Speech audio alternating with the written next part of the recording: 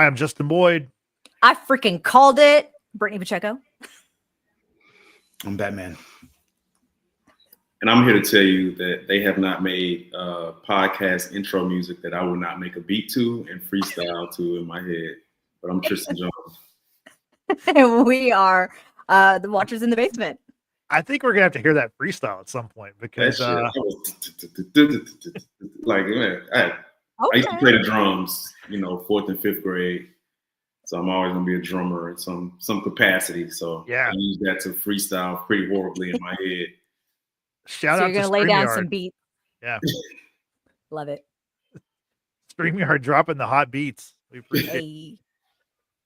Welcome to the Watchers in the Basement. We are here today to discuss the series premiere, the first 2 episodes of Daredevil Born Again, the brand new Disney Plus series, which is both a new series, but also a continuation of the Netflix show. I think that's the best place for us to start off. Let's talk about the Netflix show, how everyone felt about that show, because I literally just burned through it the past couple weeks. I watched the 3 seasons of Daredevil and I watched Defenders because Daredevil was in that season. So I watched the 4 seasons pretty quickly, and I don't think I have the reverence for it that maybe y'all do. So Brittany, let's start off with you. What does the Daredevil Netflix series mean to you?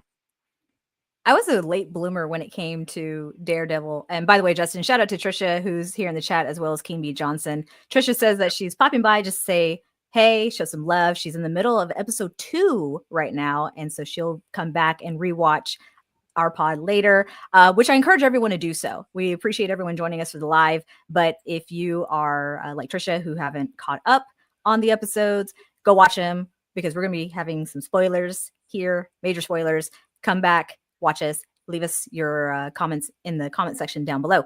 So I have to give a shout out to Frank, my boy Frank, or Franklin. I'm not going to refer to him as Foggy because it's way too damn soon. Franklin was the one who put me on to Daredevil when the series obviously was on Netflix. And my God, I cannot believe I was sitting on the show for so damn long. And I loved it. I absolutely just like binged through it. Can't even remember when I was watching it. It was probably during COVID, but I love me some Matt Murdock. I love me some Charlie Cox. And I love the sparring between Daredevil and Kingpin, played by Vincent D'Onofrio. They're very rare kind of scenes between the two men, but man, can they act their ass off. So for me, I fell in love with this show. I love the roughness, the grittiness, like the down-to-earth street level fighting that is taking place here.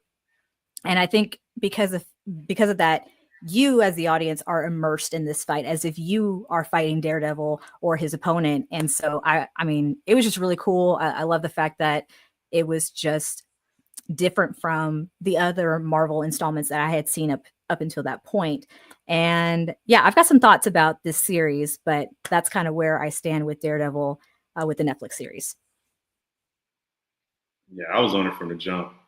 Still, I feel like the GOAT Marvel, MCU, even MCU adjacent comic show that I've seen, at least like live action, like outside of the cartoon. So I was on it from the jump. Loved it. Like, it was super bingeable show.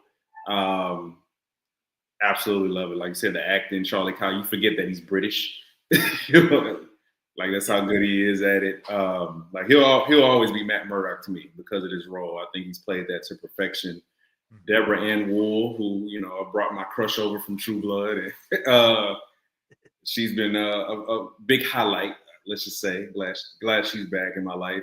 No, I've loved the show from the jump. So I was super excited that it was coming back. I was confused as hell when it got canceled the first time. So, I think that Disney Plus will do the series well. I think they're off to a high start so far. So I'm with it. Big Daredevil fan. Yeah, I mean, same here. I've been a Daredevil fan since I was 7 years old. Like, it's these shows coming to life and taking a life of its own on the main or small screen. It's a dream come true. Like, and I think with Kevin Feige and the MCU, My only concern going into it, and it got remedied very quickly. Kevin Feige, when he came out and said, "Look, we're not changing the rating on the show. We're not changing the rating on any of these gritty characters, Deadpool, Daredevil, not any of these guys. We're going to keep the same type of genre, the rating, the violence, the grittiness." That was my main concern of it going to Disney. But Disney has shown that, look, at the end of the day, those Mickey Mouse ears are all about the dollar. And if they can stay true to the art, as long as it coincides with the dollar, then the product would not be diluted. It gave me the same Netflix vibe, man. Like they say it's gonna be darker. I guess we'll see going to the next few episodes. I mean, I thought I was watching a Netflix show again. The same vibe, the violence, the juxtapose between Kingpin and Daredevil. The fighting scenes are just magnificent. It's just a very, very well-grounded show. I just wish it was more episodes. I think it's gonna be 9. I wish it was. My only complaint is that it's not 13 like it was in the Netflix days. But I'm just glad Charlie Cox is back and Vincent D'Onofrio. Like Kingpin he's that guy. He's one of my favorite villains of all time. And to have him as a recurring villain, I had to go back and watch like a quick 5-minute review of like Echo, because I didn't know he got shot in the Echo series. So like that part kind of lost me, but I quickly regained once I watched the Echo recap. But I mean, I loved it. Let's get it.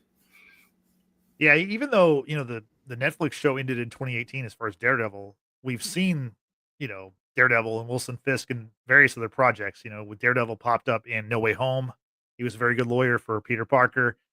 We saw him in She-Hulk. We saw him in what's the other one, Brittany? We saw him in he was in You're From the Neighborhood Spider-Man. He was the voice of the animated Daredevil, which is not a part of the MCU, which I thought was interesting that he played the character there. He was in Echo, what Frank mentioned. He was in a really awesome fight scene in Echo. Then you got Wilson Fisk. Kingpin was in Hawkeye, and he was also in Echo. So we've seen these characters in other stuff, as they've kind of been in between waiting for this series to start. And my thoughts on the Netflix series, I thought it was great. I mean, I wish I would have watched it kind of when it happened. I'm not a big fan of binging. So the 13 episodes, the 39 episodes that I went through pretty quickly, and then in addition to 8 more for Defenders was kind of a lot for me, but that's my own fault. But I'm so proud of you for binging. But Netflix took one for the team. Exactly. Yeah, I had to be a part of this.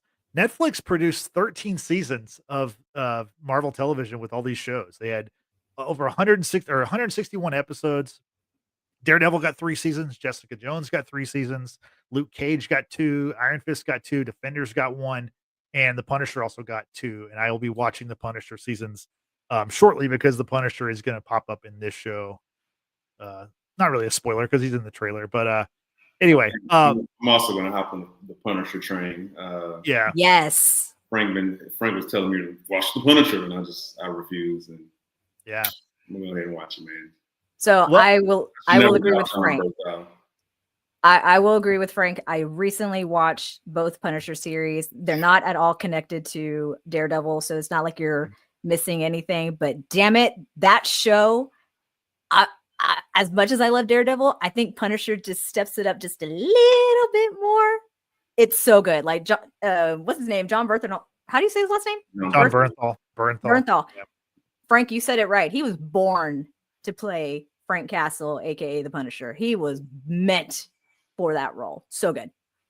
Oh, it's a big year for Bernthal. He's got season 4 of The Bear coming up. He's got the I think The Amateurs, the one with Rami Malek, that action movie. He's got The Accountant 2 with Ben Affleck, and it's like a full build. Yeah, that's in April. That's next month, late next month. I can't wait for The Accountant 2. The Accountant 1. We will be potting about that, by the way. Yes, we will be. We will be potting about The Accountant 2. Thank you very much. That is 3 times in the same weekend, man. I have not watched it. Oh, you got to watch The Accountant. Oh my God! I don't like Ben Affleck. No, I don't like Ben Affleck. That's why I just don't watch his movies. I will watch it for this. Outside of like Good Will Hunting,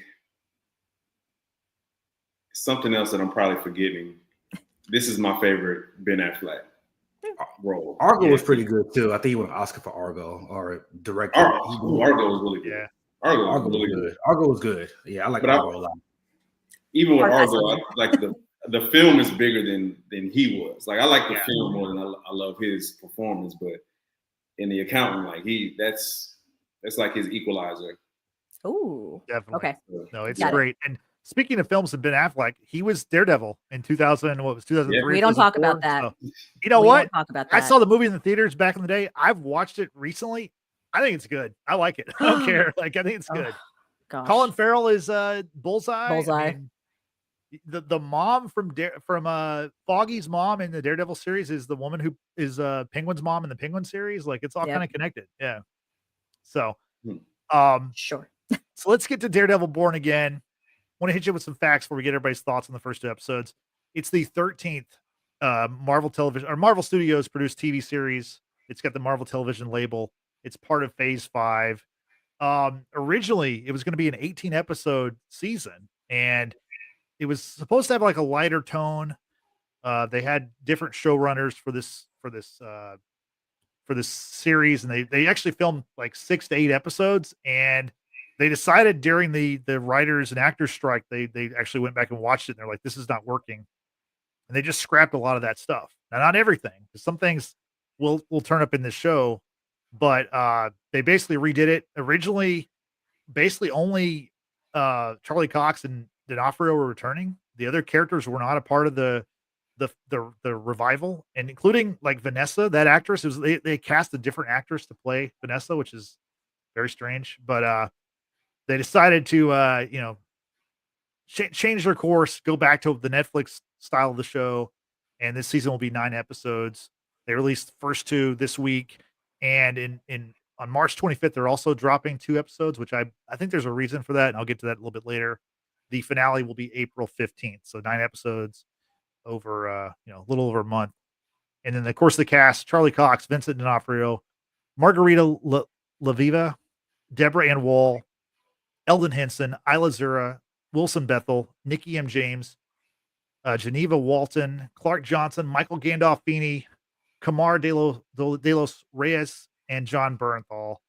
So Brittany, I'll go to you. What did you think about the first 2 episodes? Overall thoughts. First 2 episodes of Daredevil Born Again. Episodes are titled Heaven's Half Hour and Optics. So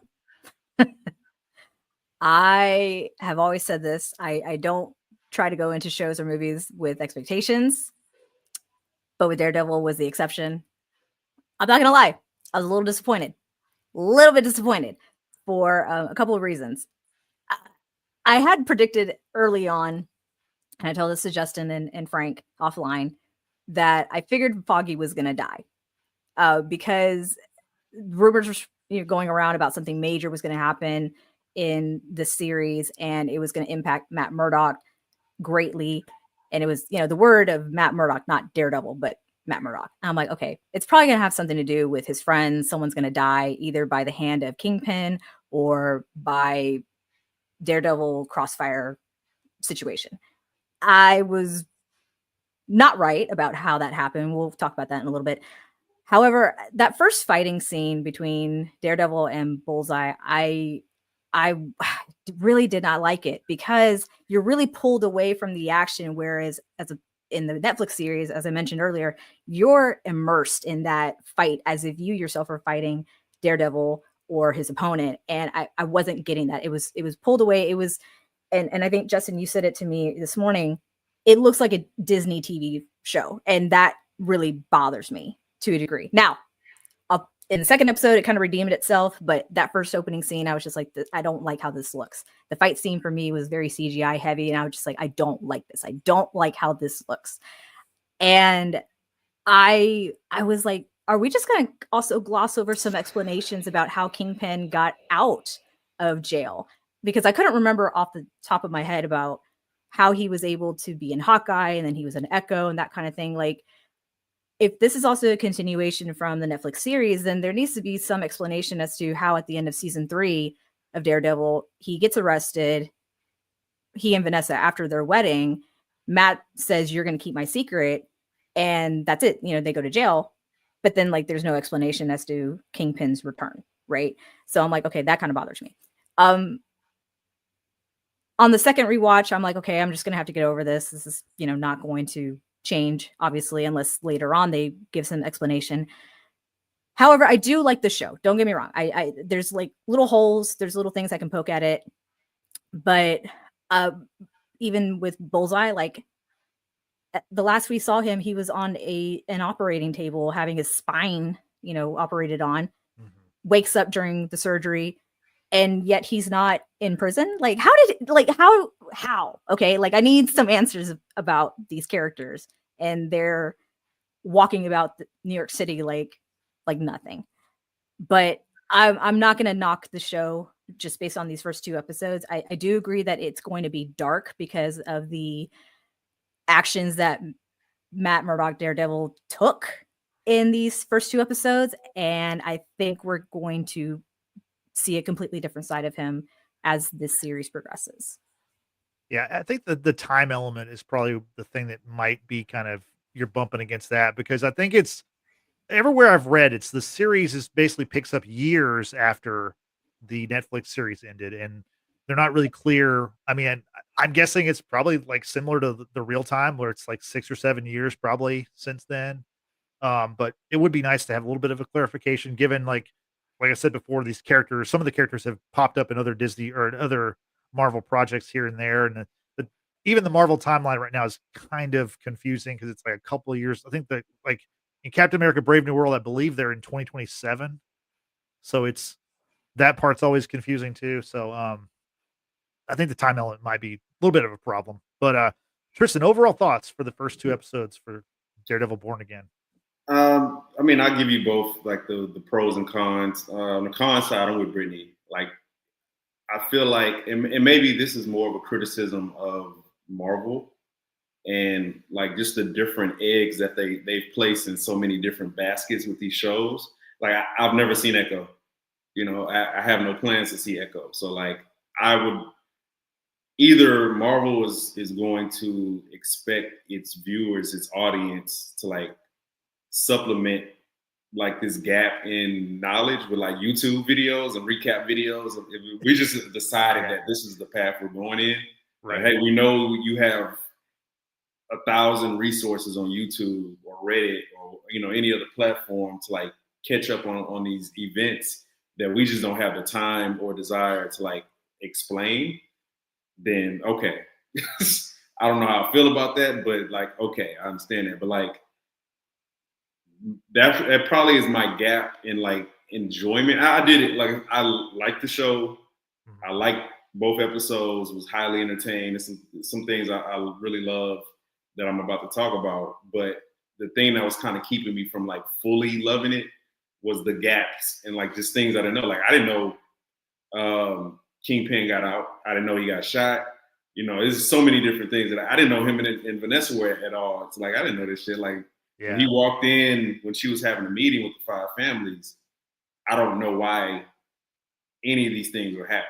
Like there's so many developments. There's like, hey, you told me this was a Daredevil show. Like, okay. So I at least tell me, hey, you might want to go catch up on such and such and such and such. So that was the con part. Outside of that, I loved it. I loved just how the same themes that I fell in love with in the Netflix show was like this internal, there's so many internal battles, right? Daredevil was fighting Matt Murdock. Kingpin is fighting Wilson Fisk. Like, and then you throw like them all in a pot and they're fighting each other. I like how I love that about the Netflix series. That's one of the big draws for me, and kind of seeing it kind of playing out again just on a different platform. Now Wilson Fisk is Mayor Fisk, right? How does he deal with the fact that he has like this really dominant dark side that he's fighting with? He doesn't know when it's going to come out. It's so many urges that he's fighting. Same thing with Matt Murdock.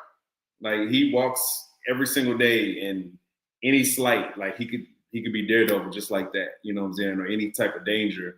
But he's not working out of this, ragtag ass private investigator looking ass office.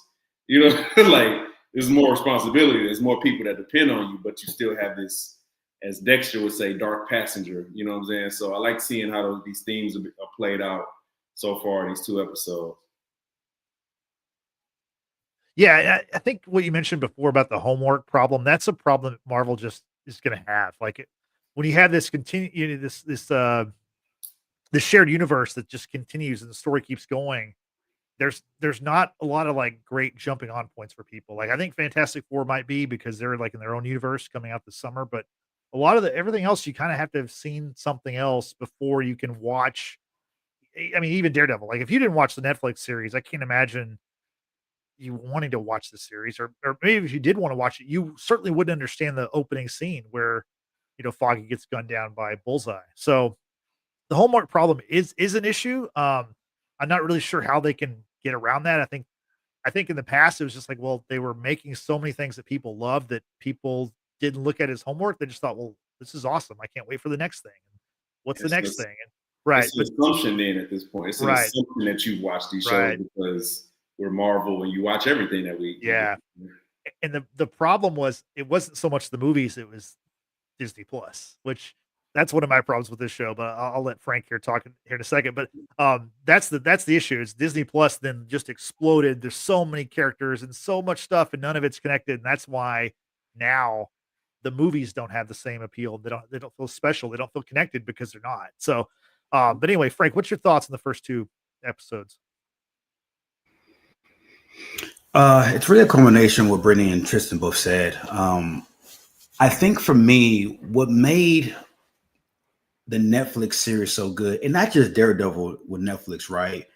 The first few seasons of Marvel Agents of S.H.I.E.L.D., Tristan and I both watched that, and we love that show too. I think what made those shows so great prior to 2019, 2018 was because it was a separate property from the MCU. Even though they were MCU character or Marvel characters, they were just more grounded and had nothing to do with what the MCU has going on, right? And I think I love Kevin Feige. I have very few criticisms when it comes to what that man has done over the last 15 years or 17 years of the MCU to be able to culminate and make 22 movies to tell a 10-year story arc is amazing. But that doesn't mean you have to keep it going with everything else that moving forward. I think with these shows, these characters are so rich with history and character development and conflicting storylines, and they're so good as standalones and with their own brand.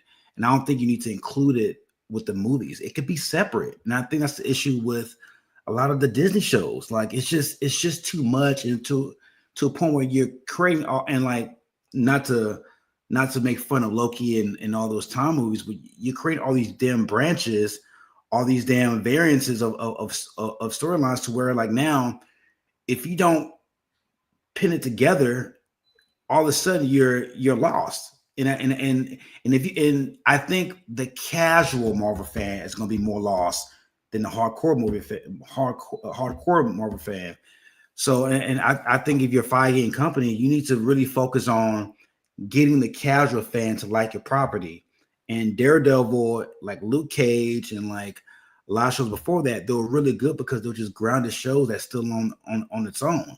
Or if you're going to connect it with the other shows and just keep it at that. But when you're trying to create this super storyline, like I think after Endgame, they should just end that shit of like cohesiveness of all the properties, movie wise and show wise. I think Endgame should have been the Endgame, and then you go back to making grounded TV shows and Marvel movies that are connected or stand on its own right. And so I think that's the mistake that they're doing with this show. I love the first two episodes, but like Brittany said, I was lost. Like I didn't understand the fight in the beginning between Poindexter and Daredevil. That could have been something that could have waited till later on in the season. I think you wasted a death. And if you're gonna kill Foggy, that's fine, but make it a mid-season finale or make it a finale. Don't do it in the first 12 minutes of episode one. I think you really missed the mark on what you could have made with that character. Now you take off a great character off the chess piece of the chessboard, and now you just kind of like just fill in the gaps with Vincent and Charlie Cox, which is fine, but like part of what made that Netflix show so good was the other characters, Karen Page, Foggy, you know, the I can't remember the black Bro, detective. where's Mahoney? Mahoney. Yeah, Mahoney. I think he's going to be in season 2.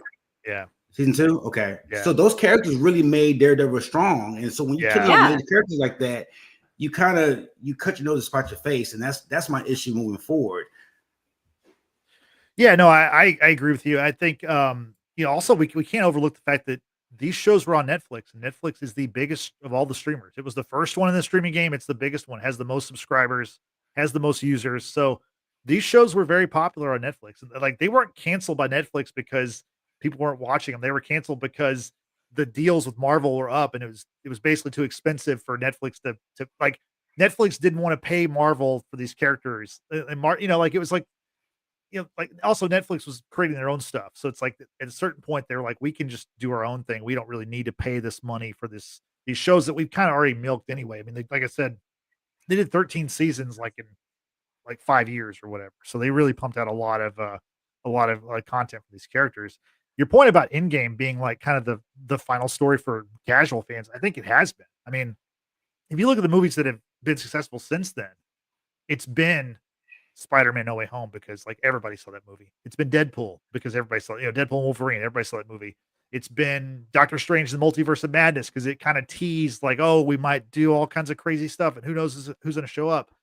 The other movies haven't done as well. And I think it's because of, it's just the continuity thing of like, you've got to watch every single thing to know what's going on. So, but as far as like the reason why I think episode 1 of this series was so crazy, especially the first scene, is because the characters who played a key part in episode 1, they weren't originally in the plan for the series. So I think obviously Foggy was killed, so he's done for the season, and I'll clarify that in a second. And Karen, she's moved to San Francisco. I don't think we're going to see Karen again this season. Same thing with Bullseye. I'm not sure if Bullseye was supposed to be in this series originally. And so they reshot the pilot episode, whereas some of the episodes are still fully intact. For example, the White Tiger, the actor who played White Tiger, he actually died in December of 2023. He'd already filmed all his stuff. So where his storyline goes, that was determined before they decided to rework the show and cut it from 18 episodes down to 9. So that, like I said, they shot between 6 or 8 episodes. So they kept parts and pieces of those episodes, but the crazy stuff in episode 1 is all new. That's stuff they shot last year. Well, so what I don't understand is, how do you take 2 pivotal characters off the board with Karen Page and Foggy, and then originally you had what you said 18 episodes in season 1? Yeah, it was going to be 18 episodes with 2 of the more major central characters not on the board. Who you filling that time with? The big idea was, you know what? Charlie Cox and Vincent D'Onofrio, they are synonymous with their characters, just like how Tony Stark and Robert Downey Jr. are synonymous, just how Chris Evans and Captain America. That's what they thought. Like, that's literally like one of their quotes was like, we think that we can take these main characters and we can drop them in the MCU universe and we can create a new show with them still as the characters, but there's no continuity with the Netflix show. And they quickly learned, or maybe not quickly, but after a while they go, hey, this isn't working. Like, without these other characters, these main characters don't feel the same, and people are not going to like this. So I think like what we got in this series so far is probably better than the original idea. I mean, I think it's way better than the original idea was going to be, but it's not like better than like just a full-on continuation of the Netflix series would be. Like season 4 of the Netflix show would probably be much better than Daredevil Born Again, just being frank, I mean, not knowing what the original plan fully entailed, this first episode could have started with the 1 year later, just minus the 1 year title, and you're seeing Matt Murdock in a completely different apartment. And for me, I was like, whoa, why isn't he in his rinky-dink apartment with the big neon light, coming through the window and what have you? I was like, that hurt me very much, because I wanted to be able to associate back to the Netflix show, even though it was obviously no longer Netflix. The episode could have started off with him getting dressed, he's getting ready to go to court because obviously he's a lawyer. And then you get the big shock of like, whoa, that's like a program from a funeral service, and it's foggy. And it's like, what is happening? Like that to me could have been like the big shock. Not saying I wanted to see Foggy's death or anything like that. It still was a big shock. I mean, that left me like just, mouth covered, what have you. But the bigger shock for me at that moment was Daredevil, talking to Bullseye, like, why? And then he shoves him off the top of the roof. Yeah. Because the thud when he hits the ground. Yeah. The thud was crazy. And for those who, like all of us here who have watched the Netflix series, we know that Matt Murdock is a good Catholic, if you will, who does not kill people. Like, and that may be separate from like the comics. And I don't profess to know the comics. I only know what Frank has shares with us. Yeah, he definitely in the books. But the show that we've grown to really love, Matt Murdock does not do that. Does he want to do that to certain people? Yes. And we see that struggle, especially in the season 3 of Daredevil, but he ultimately does not. That's why Wilson Fisk is still alive and he returns to, these different shows. Yeah. But to witness Daredevil push an opponent off the roof, I understand obviously because he just heard the last beat of his best friend's hearts, just and then completely stop. I get it. I probably do the same thing. That was more shocking to me than to see Foggy die. And it's like, okay, but you need like that kind of, what is it? Past the point of no return moment for him. And that was like it for me. And I'm like, whoa, this is a shift. This is dark in the sense of the character who would never, ever kill someone or try not to kill someone. And then he kills someone. Or you think he does. Because Bullseye, what did they do to his spine? Did they make him superhuman at that point? Because how does one survive that kind of landing? You know what? I think I know. Oh, God. Think about the last movie, Captain America Brave New World. What did they discover in that movie? Are you trying to say that Bullseye has adamantium in his spine? I think he does. I mean, he has something in his spine. We saw that at the tag on season 3. So okay. it could make sense, right? Like maybe that's the reason why he survived that fall. Otherwise, I don't really understand how he's still alive, because it's almost like he was like a zombie. He was like reanimated. He just like woke up. I mean, there was blood coming out of his noggin. This is the problem. Yeah. I still haven't seen Captain America. You know what I'm saying? So like that theory is like I can't participate in that conversation. Like these are things that Marvel needs to figure out just better ways to connect the dots. Yeah. Because at this point, like I don't watch Marvel in the same way I did in 2019. I just don't. I got, like we talked about, overloaded with so much content. Yeah. That it's like I can't keep up, and nor do I even really want to. Like I don't have the desire to watch so many peripheral characters. Like. Marvel Girl, Miss Marvel, yeah, Miss Marvel. Yeah, like I just don't care. You know what I'm saying? Like for different reasons. So, it's like you said. Like I think that's going to be something that continues to come up in this season, which is a shame because like we all wanted a continuation essentially of season 3 of Daredevil, and we're not going to get that. Like we're getting. Nope. Essentially another universe, another multiverse, or whatever. That's like kind of vaguely connected to the past show. It just seems like now, because why not? We have enhanced beings in this universe. Frank, it's almost like Kingpin or Wilson Fisk, Bullseye, Daredevil. They're human. But then they're also like not human, because how many fights have all these men been in? They've been stabbed, they've been shot at, they've been, sliced, you know what I'm saying? Like, and they continue living. Wilson Fisk picked up Ben Poindexter, aka Bullseye in the end of season 3, threw him up against the corner of a brick wall, broke his back. Any regular person would like have died from those injuries, but no. Like these men keep on living. Thoughts? I mean, when it comes to the durability of these characters, man, I kind of I just pretty much suspend belief. Like, even I mean, you can't bring any type of realism to a Marvel fighting scene. Like when I watch John Wick, I'm not gonna like say, oh shit, John Wick just fell off a building, got shot 17 times. He's like, it's just that's just the lore of what you're watching, right? Like, you have to suspend belief. So I'm not gonna. I mean, Matt got stabbed 12 times. I think Poindexter had like 12 different knives in that fighting scene. Oh yeah. One of them was in his neck. I ain't gonna lie to you.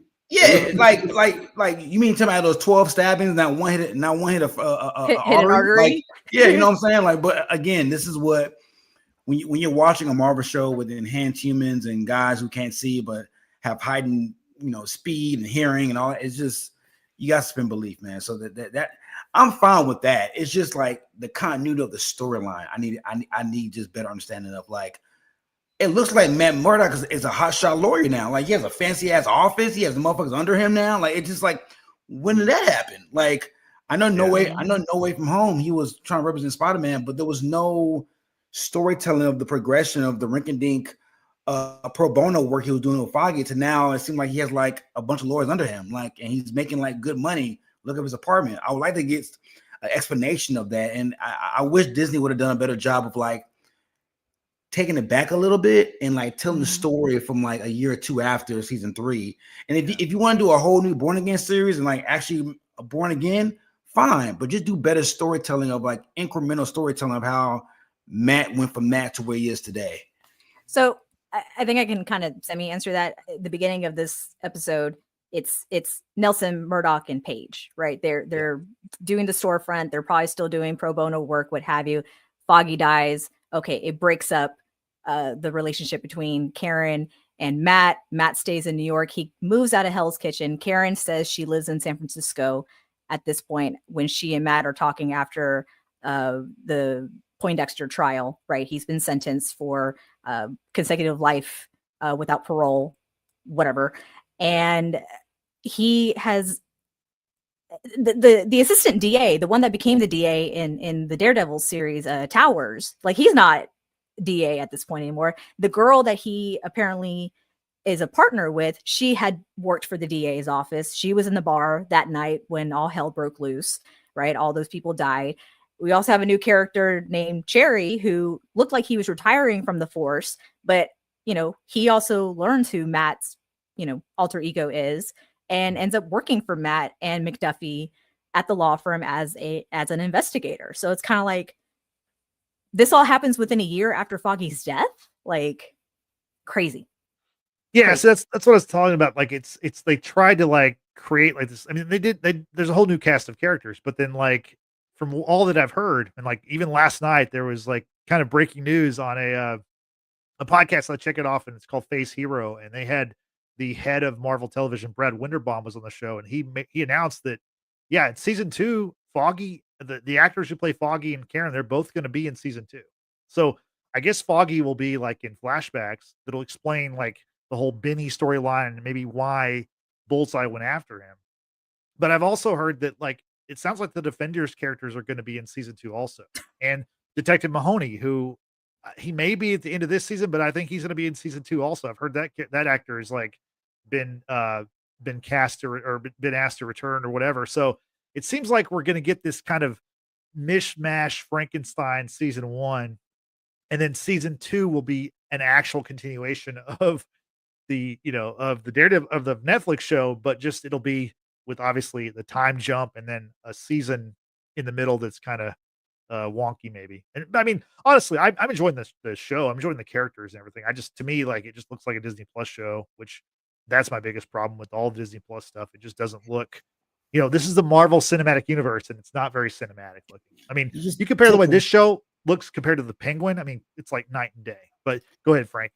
No, I'm really big about feel and like emotional connection to characters. And like you gave me like 8 new characters that I know nothing about, I never heard of before, I've never came across about. Like I mean, Detective Cherry's in the comic books and all that, but it's like you bring all these characters, you take 2 off the board, and you bring all these characters I'm not connected with.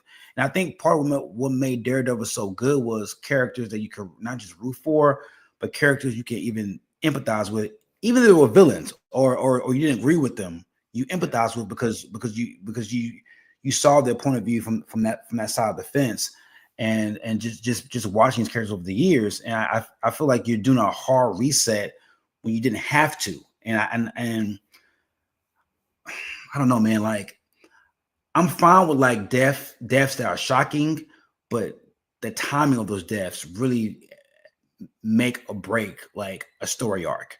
And to just put that in the first 10 minutes of a show with no context, it just, I don't know.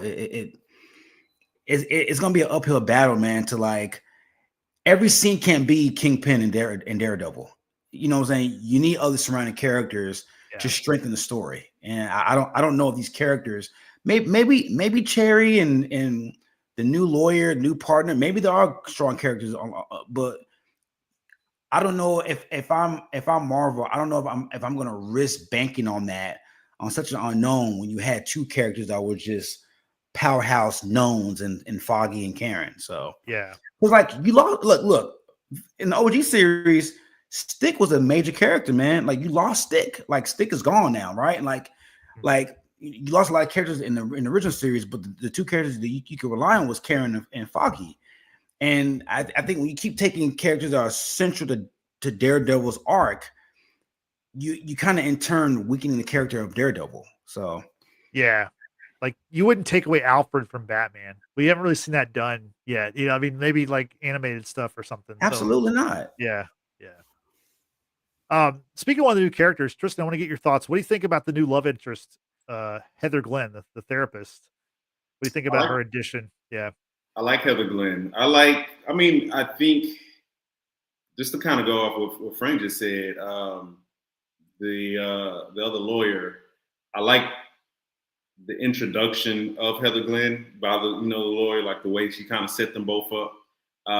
Those are like kind of small things, small details that help characterize somebody. Like, okay, we kind of see now, we can start telling a little bit more about her and Matt's relationship, how they feel about each other, are friends, inside and outside work. But I like Heather Glenn. I like that obviously she'll have a bigger role to play when it comes to Wilson Fisk and Vanessa. But I like this slow. It's not really slow because these are 9 episodes, but like, I like the kind of build up to the relationship, from coffee date to regular date to making more plans, wherever that goes. But I do like her. I like her ability to read him. I feel like that's going to be something that we see more of.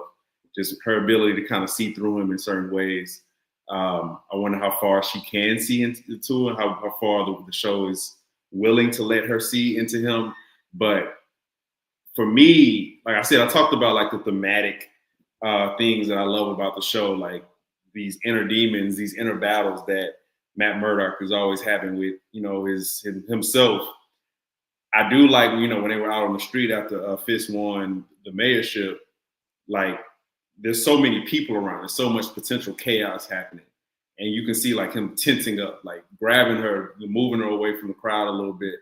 Yeah. Like, it's so instinctual with him. It's so instinctive. So like, I guess that's the thing that I'm really looking at this season for, just kind of seeing like, how far can he go into like being Matt Murdock? Because when he was getting his ass whooped by the cops, he was Matt Murdock. Right. Right. When the gun came out, then he became Daredevil. It was that fast. So I'm so interested in that dichotomy. And I think having her as a love interest, because I mean, Karen, she knows who he is. Yeah. Right. So like, it's not going to be a surprise if something happens and he has to jump into that mode real quick. But you kind of see all over again, or just in a different way with a new character, new love interest. Yeah. With Heather Glenn, like just seeing how that tension plays out. So I like her. I like how she complements Matt Murdock and then potentially Daredevil as well.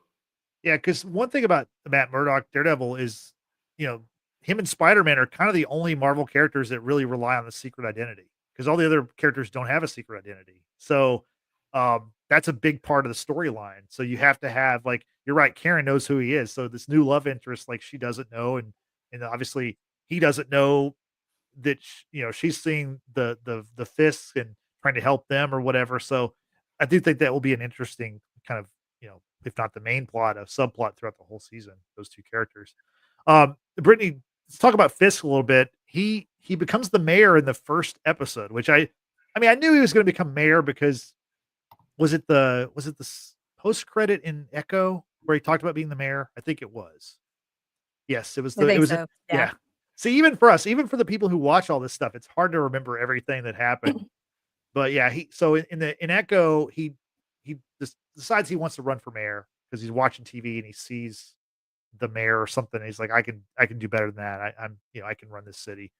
And so I knew that he was going to be mayor because that's also something in the comics, but I didn't think it was going to happen so quickly. Where in the first episode at the very end, he's the mayor. So let's talk about that. And also just talk about, like, I mean, the Trump parallels are just insane. Insane. My anxiety while watching this episode, and what's new in this adaptation of Daredevil is you kind of have like this third party character, if you will, who it does have a connection to Daredevil, if you will, in some kind of fashion. Yeah. The BB report. You see that someone is going, man on the street, talking to people, asking about their opinions on what's happening in New York City, with vigilantes, with Wilson Fisk, with just crime in general. And you're hearing their take on it. And you're hearing both sides, right? You're hearing people who are for, you're hearing people who are against. And when you start getting the people's opinions about Wilson Fisk, like, do you think he's going to make a good mayor? Like, should he be mayor? That kind of thing. One side says he's a criminal. The other side says, oh no, he gets stuff done. And, this and that, what have you, who cares of his background and what have you. And I'm like, oh my God, why are we like seeing what is happening in the real world in an MCU show? Like, why? This almost like watching The Boys in a way, just not as bloody and whatnot, but not as good either. But yeah, not as good. Can't wait for The Boys to come back. But especially now with the supernatural connection. I digress. But the parallels between Wilson Fisk and this administration here in the States is wild, right? And I have a friend on Facebook. I don't know if he's watching, I'll check it out later, but he wrote something on his status basically saying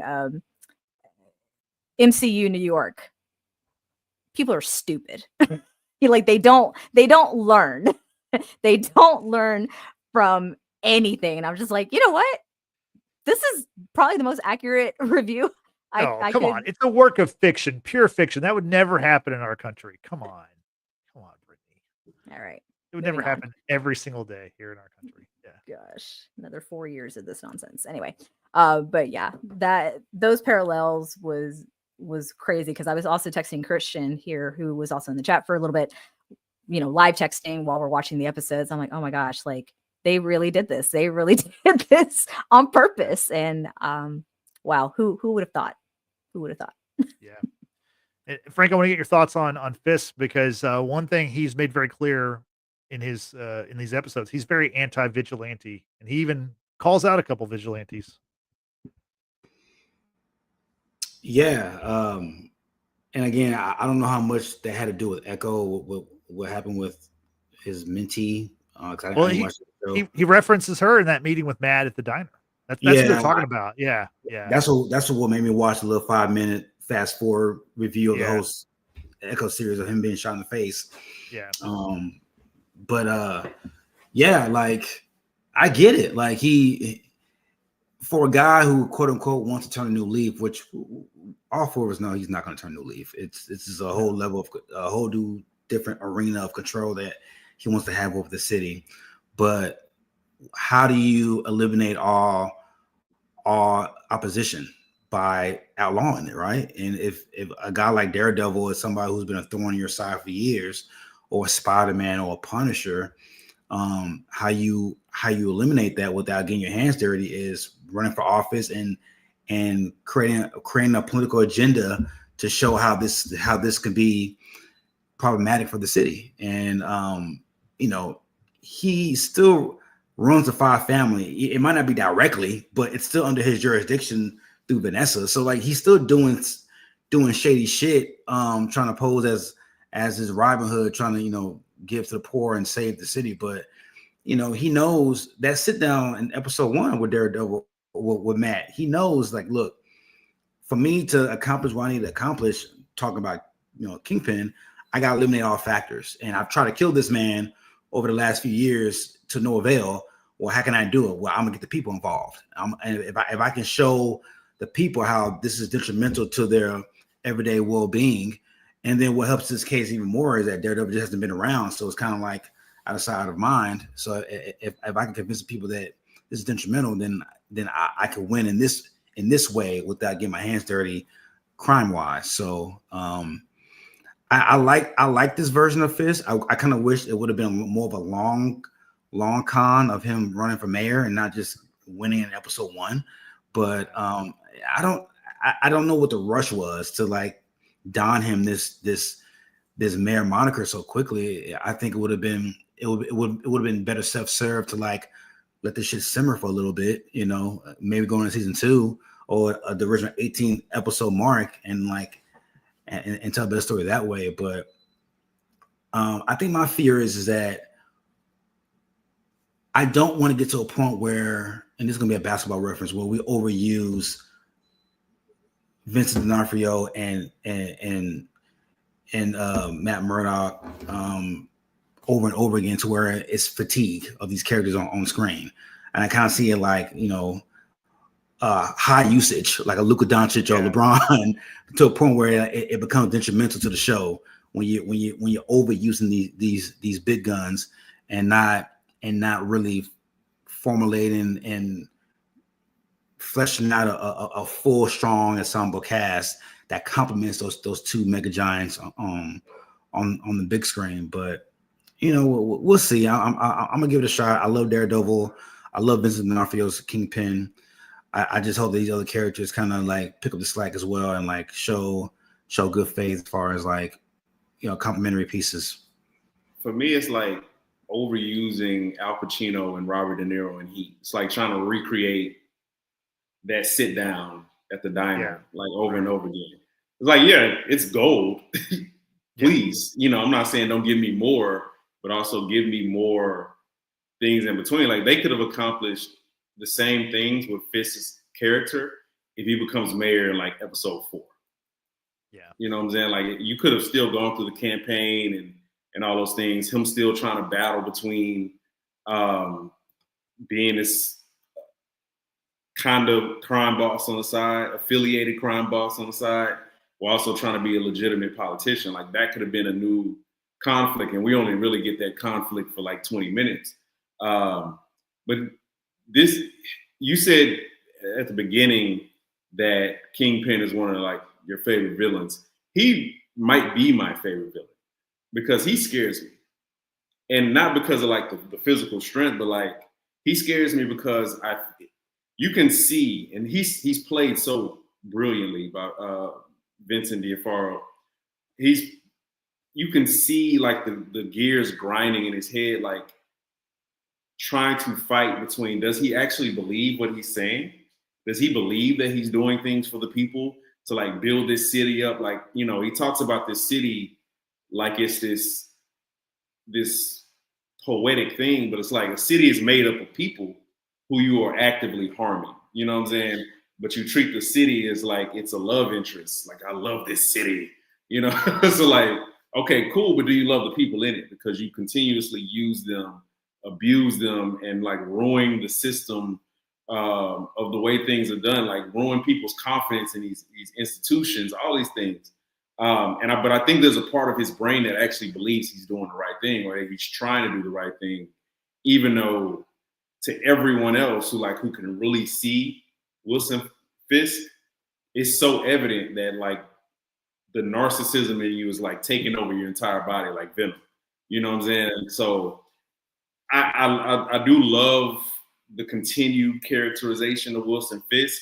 I don't like the pacing of it. You know what I'm saying? But ultimately, everything we're saying comes down to the fact it's like Game of Thrones. Is you're not just cheating fans out, but you're cheating yourself and you're cheating the story out with these like really short seasons. Like there's so many characters that need to be fleshed out. There's so many stories that you have to connect, contextualize, and then continue on from like all these 18 different shows that you can't do that in 9 episodes without skipping something, without like really earning, like you got to earn Wilson Fisk as fucking mayor.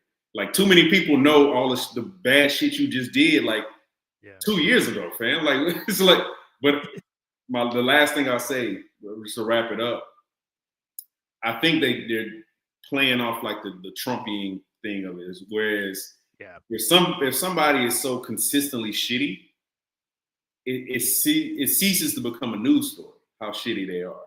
So like they're doing the same thing with Wilson Fisk. Like, hey, this is Wilson Fisk. He's done like 100 horrible things that are probably still fresh in your memory, but he stood in front of a big hole and said he'd get it done. So he's fighting for the little guy. Like he's not a politician. He's a regular guy like us. He's a working class man. He does for the people.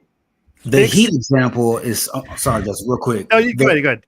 The Heat example is that's 101. That's bars, by the way. It's bars.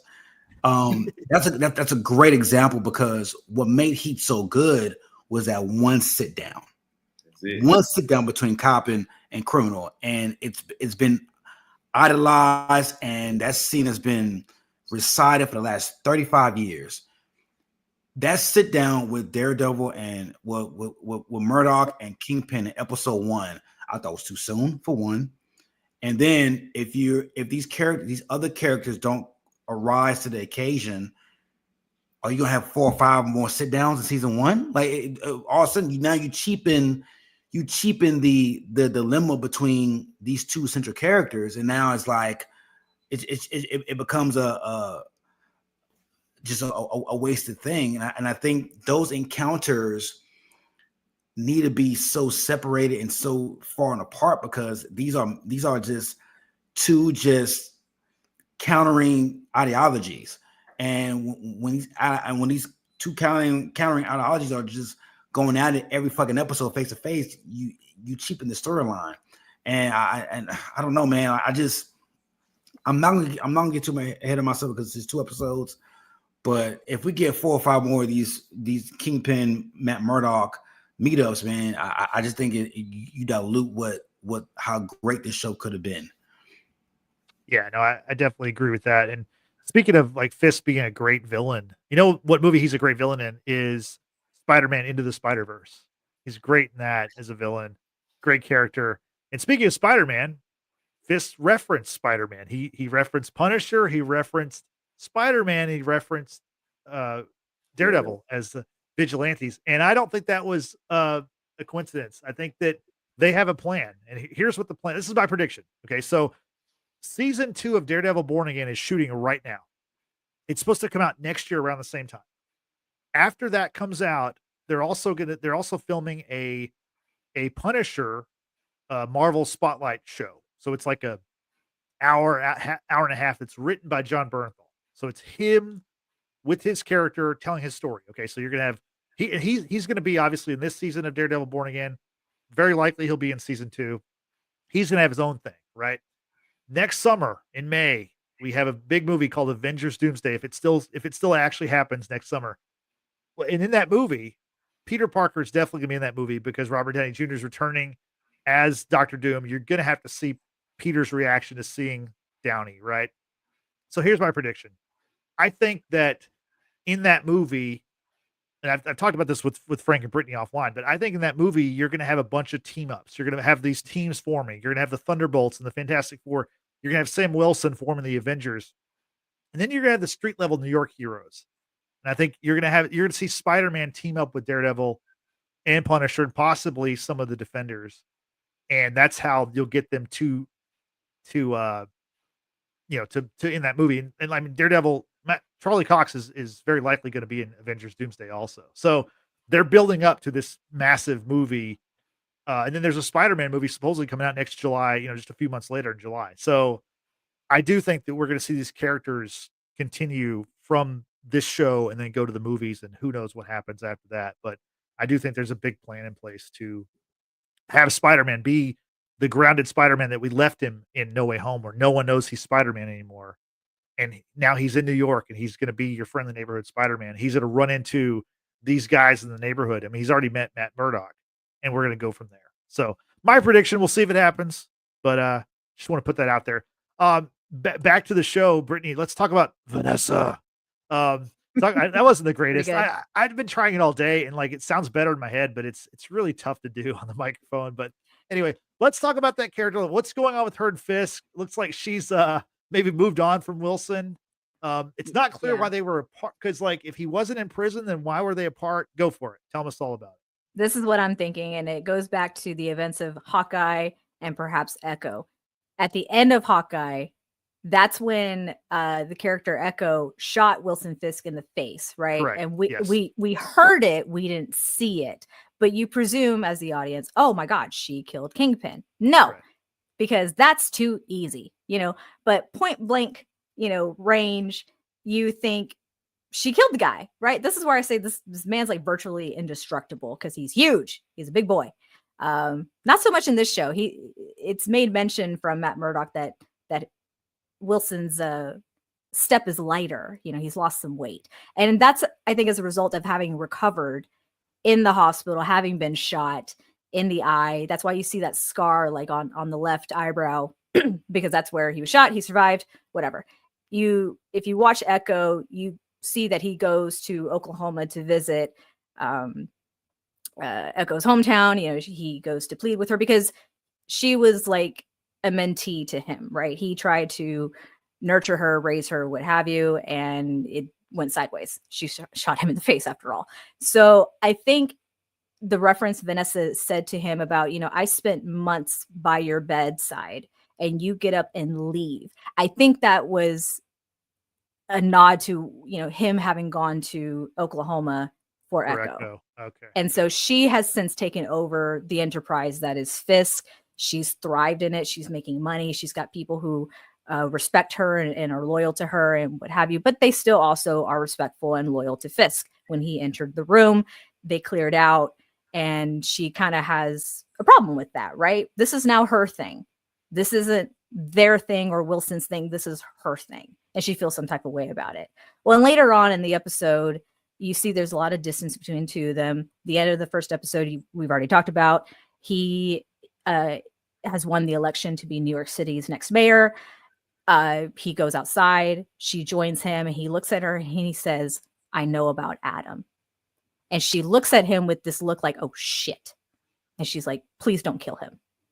And I'm over here like, who the fuck is Adam? Like, Adam where did Warlock. that come from? Guardians of the Okay, Galaxy Volume I 3. thought I'm that kidding. too. I thought that too. No, go ahead. But I it also wasn't. asked who the fuck was Adam. Okay, good. I'm not the only one. So, during the rewatch, because Justin and I had talked about this, Justin's like, well, I think it was one of the guys in the meeting with the 5 families. And I listened.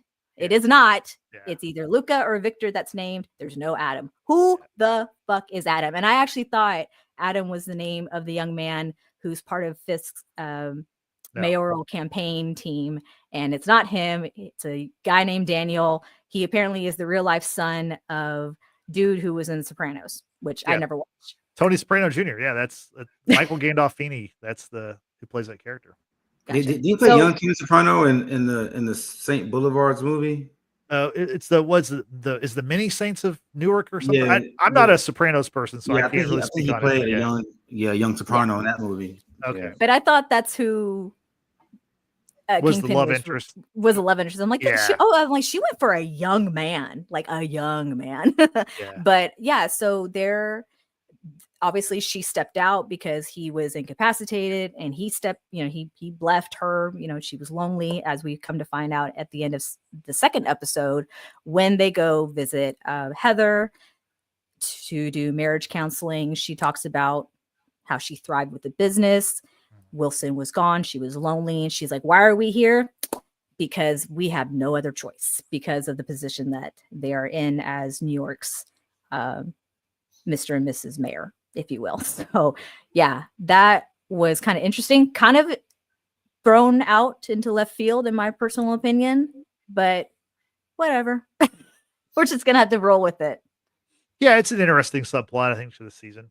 Is their marriage breaking apart, or what's happening between the two? The power struggle for Are we control. going to see Adam, and is he going to die? That's what I'm interested in. I think right he's now. going to die. Yeah, I think he's going to Okay. die. I feel pretty confident in that.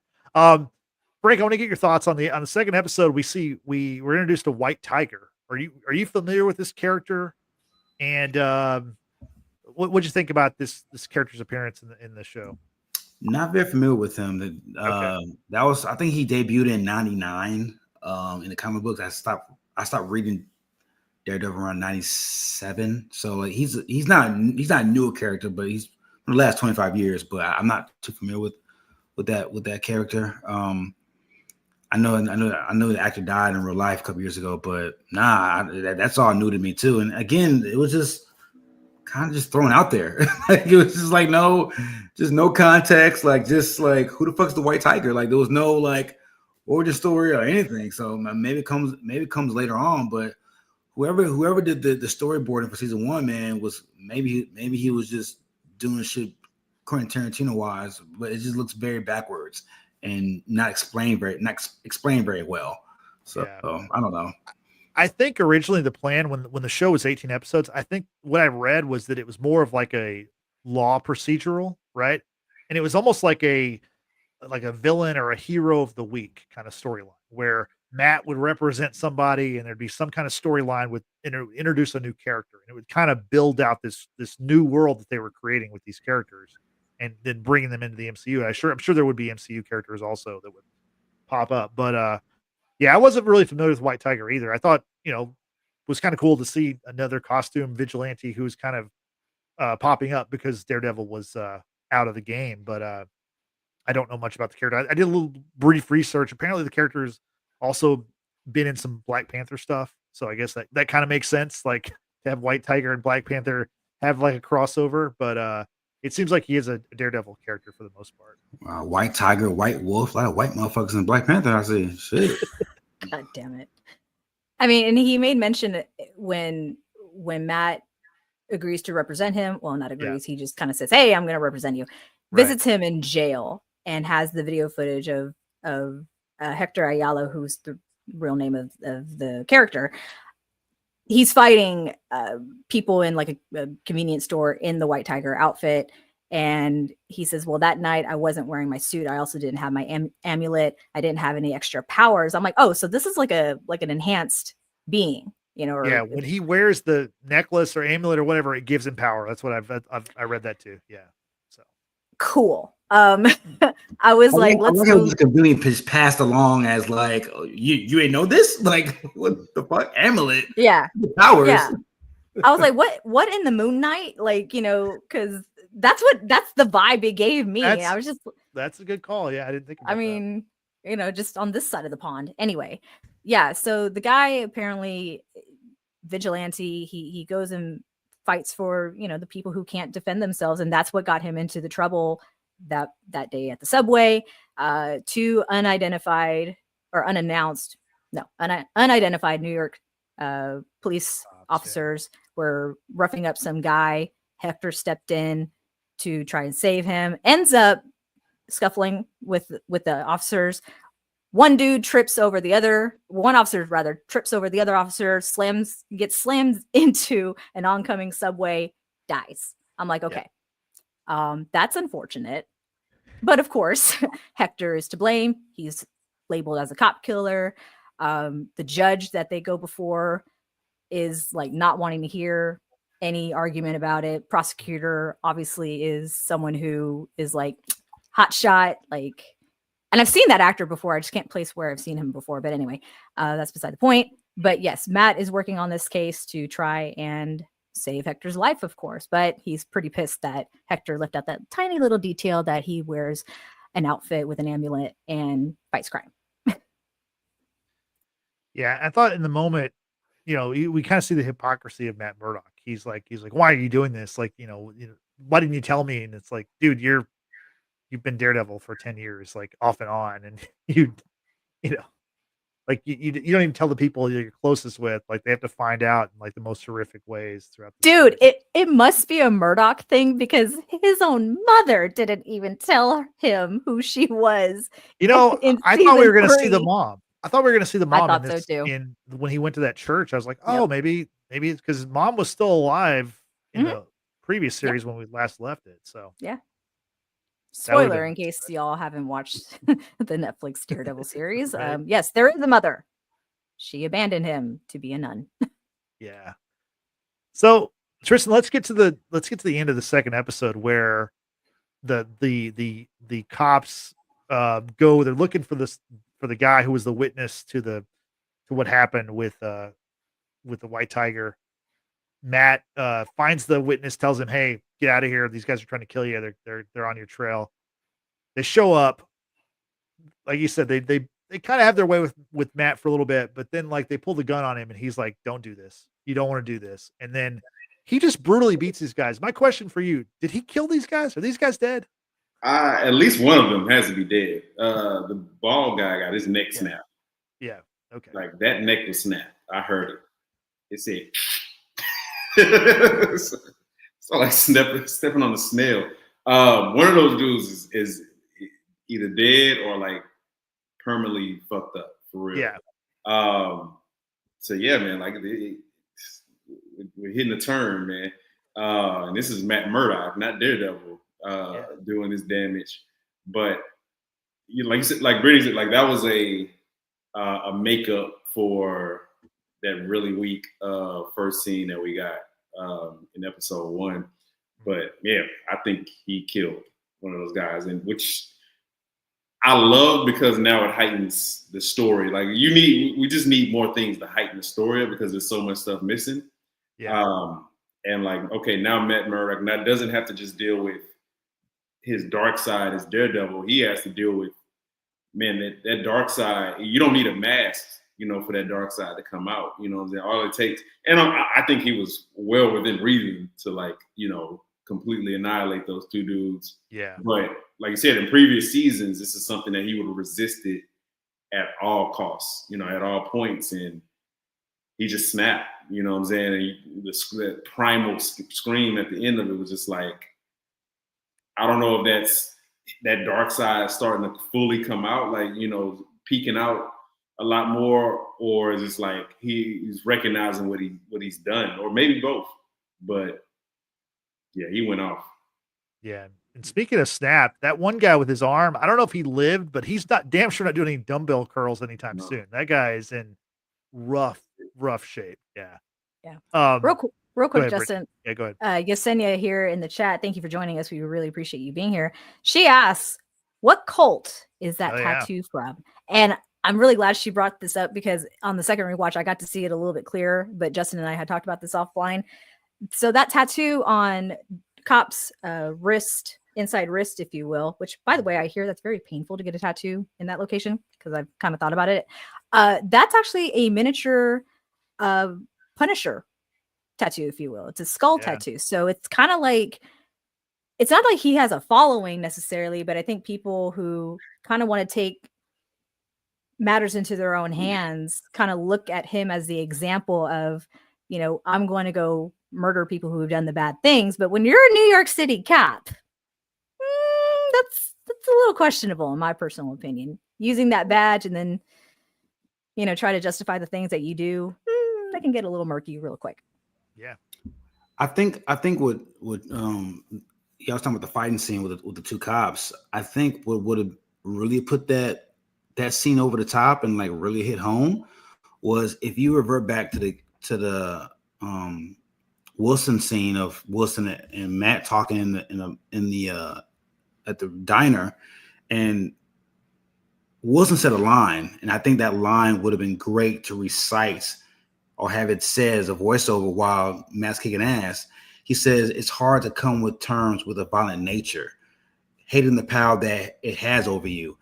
Those two lines would have been so dope had it been replayed while he's kicking ass right before the scream. I think that would have been timely.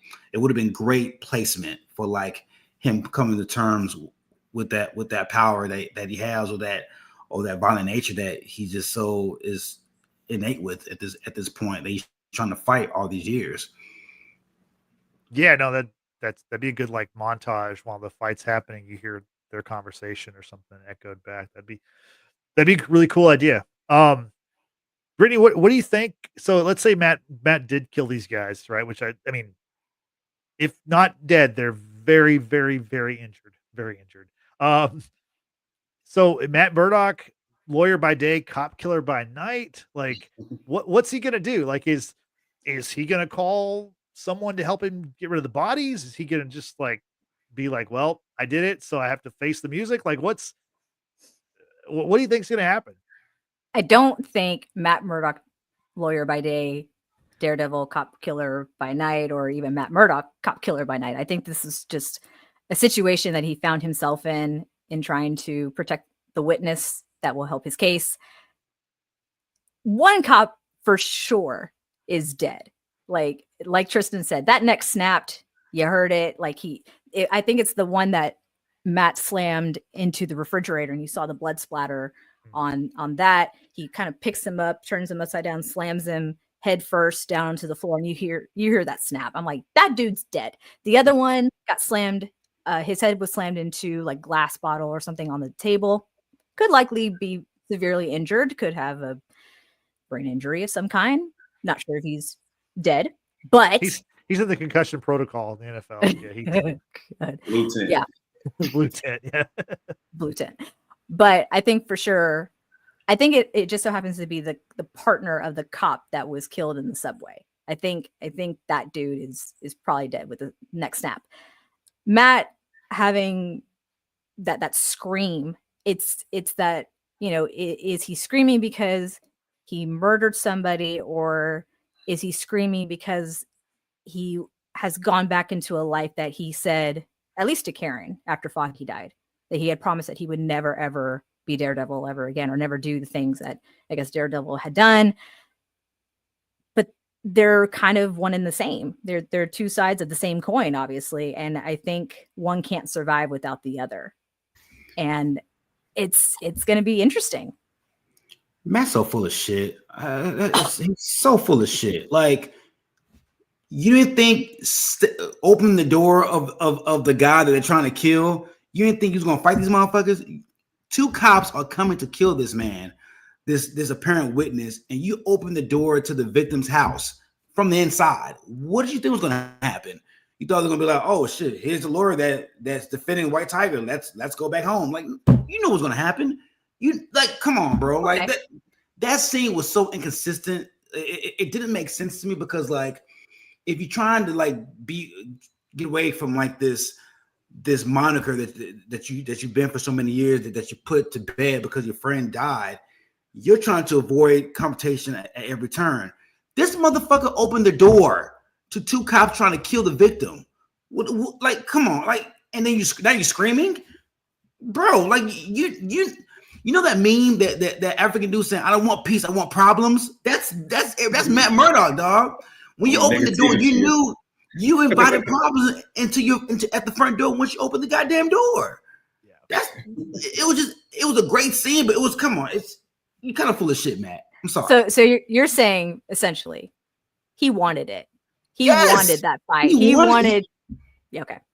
If Matt may have wanted it, but Daredevil did want those problems because he had been concealed for so many years. He was inviting those problems because if Matt's a stealthy motherfucker. If he wanted to, he could have just jumped out the window and came to the fire escape or got on the roof like he's done in many episodes in many prior seasons. He wanted those problems, dog. He wanted those problems. Or could it have been the lawyer brain saying, "Listen, I went to go talk to the witness to help with my case. These two cops approach unannounced, and I let them know that I'm visually impaired, and they still fought me. They still proceeded to fight me." Brittany, they came to kill this man. I'm just saying. You don't think seeing a blind, impaired lawyer, they want to kill him too? They're cops. They're crooked cops. If they're gonna kill a victim, they would have killed that lawyer as well. Touche. if this event happened like a little bit later in the season, I would think that maybe he'd be calling Punisher to help him Oh yeah. figure out something to do. But Yeah. I don't think that's what's going to happen. Although I feel like that's what should happen. And so my next question is: we heard that Matt has given up Daredevil, right? We've heard this before, but he's given up the suit, not going to be that character anymore. Time out. Go ahead. Go ahead. You said the suit. Who's making his suits? Because Melvin is dead. Yeah. Melvin got murked in season 3. He was He's in the on ice. freezer with the girl that Poindexter liked. Wakanda Who's is making these suits? Wakanda. Apparently, Wakanda's making everybody's suits. Making Sam Wilson's sorry for the spoiler. Making everybody's suits nowadays. Shit, goddamn it. Shuri, someone's making his goddamn suits. I would like a suit. I'm just saying. I Wakanda forever. I would want a damn suit from Wakanda with vibranium and throw in some adamantium in it just for shits and giggles. That's cool. That shit comes faster than Amazon. Hey, like same hour. That is a good question about the suit. But my question about the suit, and Tristan, I'll go to you first. When do we see Matt suit up as Daredevil? Is it the next episode? Is it later in the season? Do you have any kind of theories or thoughts on that? I mean, the way it's moving, it's going to be next episode. Yeah. Either, again, if those cops aren't dead, then not just those cops, but like the entire weight of the police force is going to be on them. Yeah. I think they're dead. So like, I don't think we have to worry about that. But like the conflicts are kind of increasing. At first, it was just like a light conflict with him and Fisk, sitting down one face to face. And then it's like actual fight. I mean, obviously he got, fought Poindexter.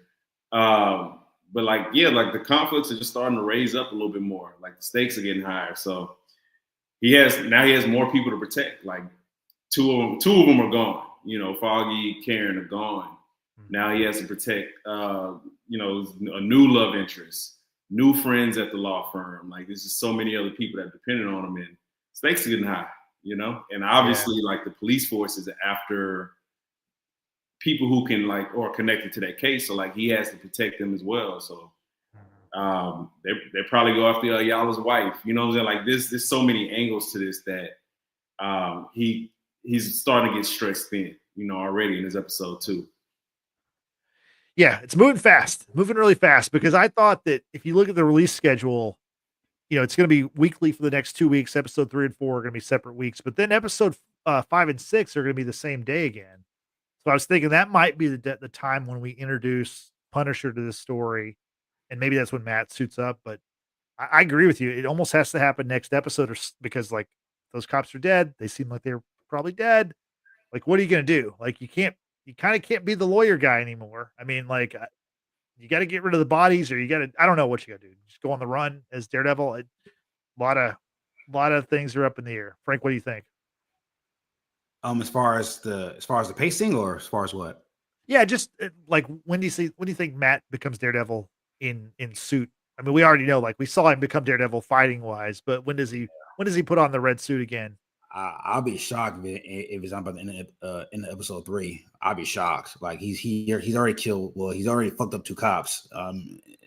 In his blazer. I'm sure the Daredevil moniker, the suit will be. It'll be nice to know who's making the suits. It'll be nice to introduce a character of like who's making the suits. Like he's not crafty to that level. I don't know, but I would say episode 3. You know who made his own suit at the end of No Way Home? It looked pretty nice. Was Peter Parker. So maybe Peter's working the sewing machine and making just some badass tactical suit for everybody. Yeah. One last thing.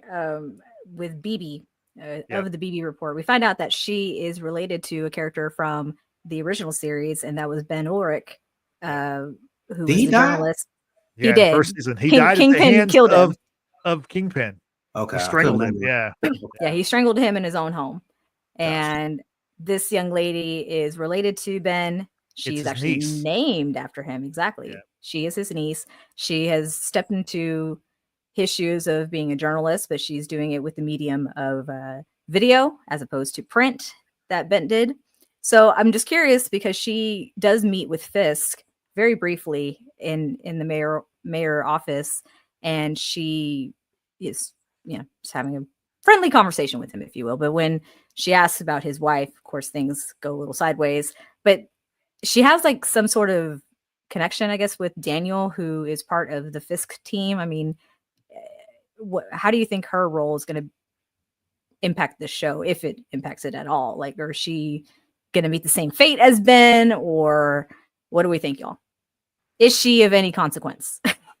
I think on two accounts. I think Wilson knew that was Ben Ulrich's relative. I mean, because like, again, out of all the interviews that he turned away, you let a social media podcaster, journalist, multimedia journalist walk in the door. I don't think that was just by chance. I think he knows who she is, and I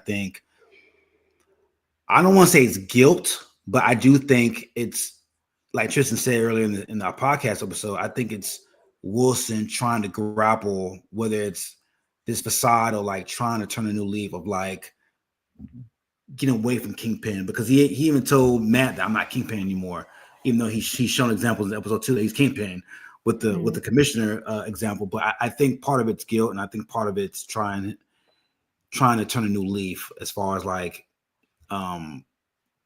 righting his wrongs, or like trying to avoid paying the sins of the father, what he did to Ben in the OG series. But I'm sorry, what's your question? I do that a lot. I just venture off. Okay. I mean, is her character just going to have any consequence, be of any consequential matter in this storyline, or she's just kind of like documenting things as we go? Because at least with Ben and Karen, there was a story developing, and they would investigate it, and they would, try to get down to the bottom of it. I'm just curious, maybe if BB is going to kind of walk in this, right? Like, Fisk is going to use her in some type of way, which is again another way that he can't really hide who he truly is. Like, it's always about an angle. How can I use this person? How can I use this entity? Again, like, it's extortion. Blackmail. Like, he just kind of casually, like, bro, you're the mayor. Like, you can't do that.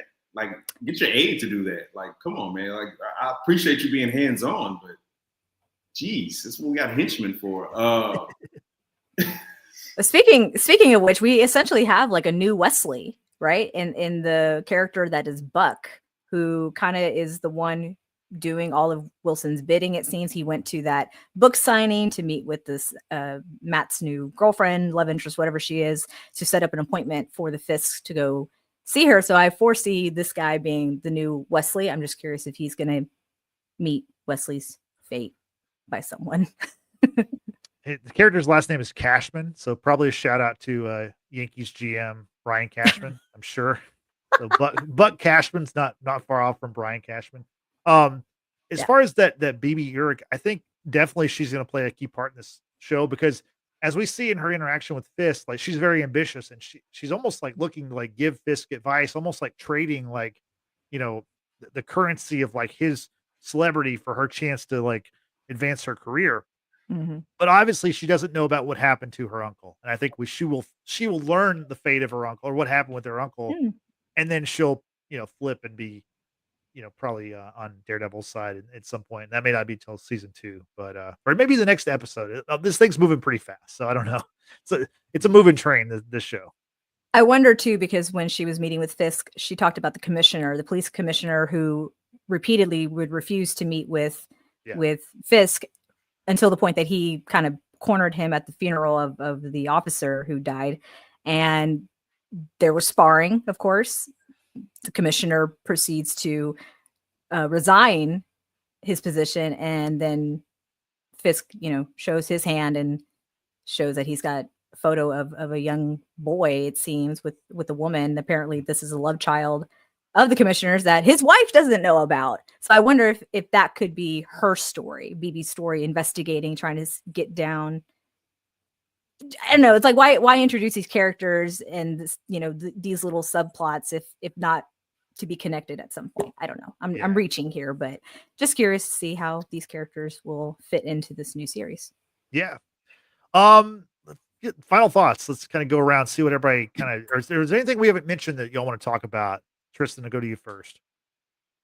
Not really. For final thoughts, man, the way we talked about this, man, kind of brought my rating down. Jeez. I do see why, at least initially, like a lot of the rating numbers are a little bit lower. Not even a little bit. They're significantly lower than the Netflix series. Like, I don't think it really has anything to do with it's definitely not the performances. No. It doesn't reflect how much I think we all like really revere the character Daredevil. And I think a lot of people are excited, but also, kind of disappointed in certain things. But I think a lot of that is an MCU thing. It's so much that happened in between season 3 of Daredevil and Born Again that have effect that, like you said, Justin, like we just have to live with. Like we don't have to live with the fact that so many eggs are being placed in so many baskets. And you may not catch everything. Some stuff you may have to just kind of contextualize, or Marvel has just simply said, hey, we know that you're going to get this information from somewhere else. Why bother? You know what I'm saying? Why even do that? So for me, like Frank said, like instead of just kind of suspending disbelief at like some of the cartoonish, things that we see, like the falls from 10-story buildings and stuff like that, we're also going to have to kind of do that with the story. Or, like you say, just kind of make your own effort. Like Marvel essentially saying, do your homework. Right. I wish they would just say that and like kind of sanction their own homework. Like, hey, here's the Marvel's MCU's YouTube page. Here's what you need to know before you get into Born Again. Here's where you can find these things. Like, find a way to cross promote these things. So I'm going to get over it because I love the character, and the first 3 seasons were so golden for me. But it is something that in the back of my mind is always going to come up. There's always going to be something in a scene that was from fucking Moon Knight episode 6, and I'm like, there's no way in fuck I'm watching Moon Knight. Like, I like Moon Knight. Wow. Hey. Oscar Isaac just catching some strays at the end of the pond. Love Oscar Isaac. Love Oscar Isaac. Hey, he does very well with the dual trio personality. I do not doubt it. He's amazing at his craft. Can't convince you. All right, fine. No. Like when a team that's already not that exciting to watch loses like 2 of their star players. Yeah. Like they just cease to exist, and like that's what Moon Knight is for me. But yeah, like this is just something that we're going to continuously complain about. So we can either accept it and do our own homework, or we can continue to kind of go back and forth about it. But those are my thoughts. Yeah, I think something that might make you feel a little bit better is the people that I trust online that have seen all 9 episodes, they're pretty high on the season overall. And they all were kind of like the first 2, it's kind of a rocky start, but then it there's like big, like obviously the Foggy's death was supposed to be like a shocking moment that kind of, oh my God, it stuns you. And then like, obviously Matt with whatever happened in episode 2, whether he kills these guys, which very seems like he did. Those are like shocking moments to kind of like get you back into the show. But I think the show kind of hits a groove, and I think the rest of the season feels more cohesive. That's what I've kind of read from the people that, like I said, that I trust that have reviewed it. So hopefully that's what happens, and we're not doing this every week. But I don't know. We'll see. Frank, final thoughts.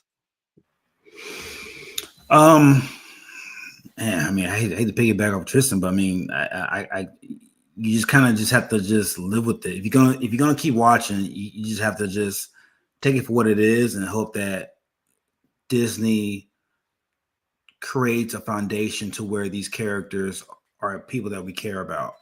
Because that's all story writing is. Like, can you make these characters relevant, and can you make me give a fuck about these characters one way or the other? Whether it's hating these characters or loving these characters, can you incite some type of emotion for me as the watcher on these characters? And if Disney can do that over these next 7 episodes, then so be it. I think Disney was fighting an uphill battle because it was following such a great introduction of the character from the Netflix series. So if you was going to scrap all of that, you're just going to fight a uphill battle moving forward because people love that series. Yeah. But if they can create their own hallmark of this series and these new characters and make us give a fuck about these characters, then cool. I mean, you have a great starting point. You have Vincent D'Onofrio, you have John Bernthal, you have Charlie Cox. So I mean, with those three chefs in the kitchen, you should be able to have a great showing on come restaurant night. So we shall see, man.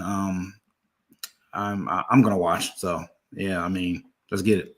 Yeah, I think it's kind of like a sports analogy. It's like if you tweak your roster, if you maybe you go a little bit younger in some spots, and then you bring in a veteran in another spot. And like maybe the first year it's not a great thing, but maybe eventually you kind of become a cohesive unit, and year 2 and 3 are much better. So hopefully that's kind of the positive outlook we can all take. Brittany, final thoughts on the first 2 episodes of Daredevil Born Again. It is what it is. I was hoping for what we got with Netflix, but this is Disney. Disney has the liberty, of course, to make the changes that they will. I just don't want to see any more. If very little amount of the CGI fighting, that really did not set well with me because, like I said, with the OG series, you're immersed. You're right there with Daredevil and company fighting, and I want to see. I want to say Matt Charlie actually like fighting, like because he actually really trains for these fight scenes. I know they brought back in the original choreographer for the fight scenes. I love that they did that. I want to see the authenticity of the fights. I don't want to see the CGI stuff. It really bothers me, but I do appreciate the theme, the dark theme, the grittiness, the roughness. This isn't like a sugar-coated sort of series. I thought it was kind of random too that they threw in the F word like 4 times these 2 episodes. That was kind of just really random because that didn't happen even in the Netflix series. So I'm like, okay, I mean, damn, are you really trying to stick it to Disney at this point? But okay. So I don't know. It is what it is. I'm like Frank and Tristan. I'm gonna watch it. I'm gonna complain, but I'm gonna watch it. So yeah, there we go. Yeah, so I just want to point out 2 quick things we didn't mention that I want to get to just real fast. First off, whenever Poindexter's in the courtroom and he's being arraigned or whatever, when Karen walked in, I thought she was going to go in and shoot him. Did anybody else think that? Like, because she walks in, she's got her. I mean, obviously we know what happened with Karen in the first season when she killed James Wesley, and she had one of the best lines of the series where she said, "I shot him 7 times because that's all that was in the clip was 7 bullets, basically." So I thought for sure she's walking in with that gun and shooting him. Did anybody else think that? You can't walk into a courthouse with a weapon. So I mean, we're in superhero world. You can do anything. Okay. No, so no one else. I don't. Gotcha. I can't imagine getting up the street with a weapon, let alone a courthouse. Fair point. Okay. Last thing is, I'm sure y'all noticed there was a troubled young man who was not only seeking an autograph from Heather Glenn, but was also seeking her help. Keep an eye on that character. I think he's going to play a very big role in this season, and he might be the big bad, the overall big bad besides Wilson Fisk. So Tristan, that character, that actor was also in Wednesday. He was the love interest of Wednesday. Not the Xavier or not Xavier, the other guy. At the I school? can't remember his name. What? At the school? No, not at the school. The one that lived in the town. Okay. He ended up being like the villain, if you will, in Wednesday as well. But that's the same character or same actor. He was also in Your Honor, with that Bryan Cranston show. He was the son of the guy that killed the dude. Oh. He might just be a troubled dude anyway. He's like, I'm not acting. I'm just being myself. It's the hair. Turn the camera on. Yeah, the hair. One quick thing: do you guys think that we'll get Elektra or the Hand in any of these seasons coming up? I think season 2. Season 2. Season 2. I mean, I think Elektra. I don't know about the Hand, but I mean, if Foggy's going to be in season 2, maybe he gets resurrected just like Electra did. My next in point. the Yeah. Defenders show. So I don't think so, but like, I don't you think never so. know. No, I don't think so. Did y'all Yeah, I know that think- in the comic run of Born Again, Karen is the one who dies, not Foggy? Mm. So they flipped it. Karen's a drug addict in the comic books. Yeah. Well, Yeah. had a drug problem in the series also. So Oh, one last thing before we head out. I have a theory that talking with Justin, I asked how and why was Matt Murdock in She-Hulk? She-Hulk's located, I believe, in San Francisco, which or could it might explain. be Los Angeles. I can't remember exactly. Yeah. I think it's San Francisco. Okay. But if that's the case, in the time that Foggy died and the 1 year marker for the trial, Karen has since moved to San Francisco. I'm curious if maybe that's the reason why Matt would have been in San Francisco, is to find Karen, try to talk to her, and then he inadvertently runs into She-Hulk and then has, fun time with her, and then does the walk of shame in the Daredevil outfit. I think it had something to do with a case. It was why he was in San Francisco and She-Hulk. I can't remember. Right. Yeah, it was a case that brought him there because that person was like misrepresented or he was framed for something, and he came digging around. Okay, I would, in my head, it's like, oh well, that would make sense if he went to go find Karen and talk to her, and because they had a falling out after Foggy's death, et cetera, and okay, you just disproved me, case closed. Yeah, San Francisco is also West Coast Avengers. You have Shang-Chi is in San Francisco, so Yes. he's been. How about load management? He's been on the bench for like 4 or 5 years, so he's waiting to get back in the game. He's ready to play. I think we will see him in Doomsday next summer, hopefully. My overall final thoughts is I like the character. I really like these characters. I'm really interested in the story. I wish it looked a little bit better, but that's just like a Disney Plus thing that I just have to get over. But I'm looking forward to seeing what happens going forward, and we're going to be here each week breaking down each episode. So we hope you'll join us. And please let us know what you think about the show in the comments section or the live chat. And now, Brittany, it's your turn to plug away. Plug away. We do appreciate those who joined us in today's live chat. That's Yesenia, King B. Johnson. We also had Trisha, who stopped by briefly, as well as Christian and McDorks. And also a new watcher today, DJ Mizzou. Like 3030. Yeah. Okay. Yes, we appreciate you being here, checking us out. We hope you enjoyed this pod, and invite everyone to do subscribe. We're on the road to 500 subscribers for 2025. At present time, we're at 437, so we've increased numbers, y'all. So that's amazing. Thank y'all so much for showing the love, following us, and be sure to hit the like button and the notification bell. That way you know the next time we go live. We've got 1923 pods coming your way with Frank, Tristan, and Marcy. We'll be back weekly to discuss Daredevil. And I mean, coming up in April, there's a shit ton of shows that are happening. The Last of Us, The Handmaid's Tale, there's just so much. So we're bringing lots of content your way. So be sure to subscribe, hit that notification bell, and join us for our live chats. Also follow us on social media. All the links are in the description bar down below. And lastly, you can check us out on audio podcasts available on Spotify and Apple Podcasts. Give us a follow and give us a 5-star rating. Thank you, Brittany. I appreciate it. So for Brittany and for Tristan and for Frank, I'm Justin saying thanks for watching. Thanks for listening. We will see you next time. Have a good night. Bye-bye.